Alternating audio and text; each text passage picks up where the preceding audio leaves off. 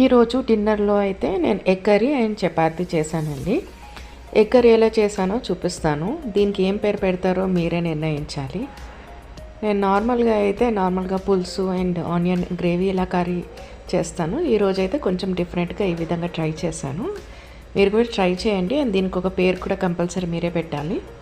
ఒక mixie jar తీసుకోండి. అందులో 2 ఆనియన్స్ని చిన్నగా పీసెస్ కట్ చేసుకొని ఇందులో వేసుకోండి.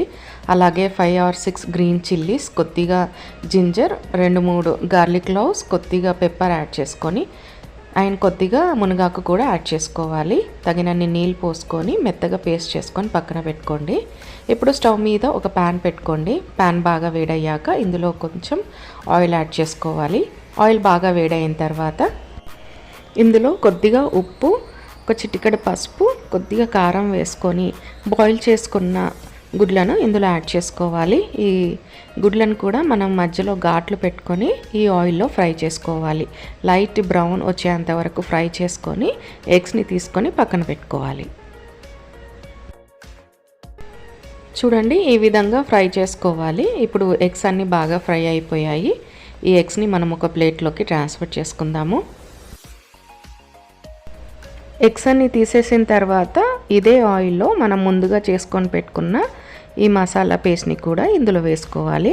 వేసుకొని బాగా మిక్స్ చేసుకొని కాసేపు మగ్గించుకోవాలి.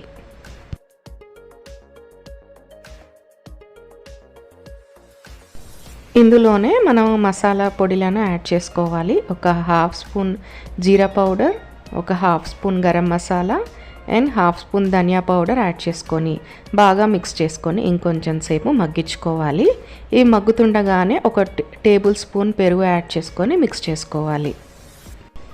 ఇప్పుడు మూత పెట్టి ఒక 5 minutes మీడియం ఫ్లేమ్ పైన ఈ మసాలా అంతా ఉడికేంత వరకు ఉడికించుకున్న తర్వాత మనం ముందుగానే బాయిల్ చేసుకొని పెట్టుకున్న ఎగ్స్ని కూడా ఇందులో యాడ్ చేసుకోవాలి.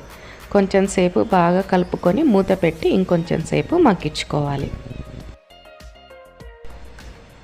ఒక 5 minutes తర్వాత మూత తీసి చూస్తే చూడండి, ఈ విధంగా కర్రీ అనేది ఉడికిపోయింది. మనకి ఇలా ఆయిల్ అనేది బయటికి తేలాలి. ఇదే అండి ఇండికేషన్ మన కర్రీ రెడీ అయిపోయిందని చెప్పేసి.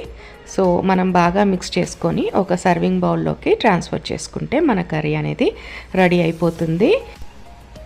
రైస్ అండ్ చపాతీస్లో కూడా ఈ కర్రీ అనేది చాలా టేస్టీగా ఉంటుంది. సో మీరు కూడా ఈ రెసిపీని ఒకసారి తప్పకుండా ట్రై చేయండి. అండ్ మరిన్ని అప్డేట్స్ కోసం నా ఛానల్ని సబ్స్క్రైబ్ చేసుకోండి. Thank you very much and keep watching my videos. Bye.